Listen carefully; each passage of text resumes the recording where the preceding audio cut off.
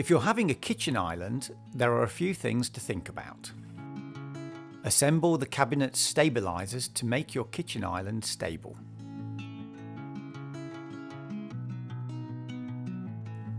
Work out where your island will sit, making sure that you have a reference point to ensure straight placement. As the island can't be supported by walls, you need to attach it to the floor.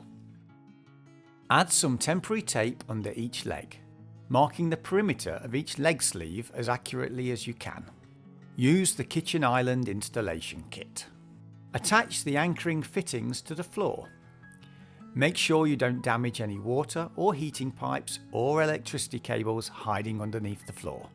Slide the cabinets into the anchoring fittings and pull down the sleeve to lock the island in place. Connect the cabinets and level them up with the spirit level. Adjust them along with the legs until your island is even. Finally, place your cut worktop on the island and attach it using the brackets provided with your base unit.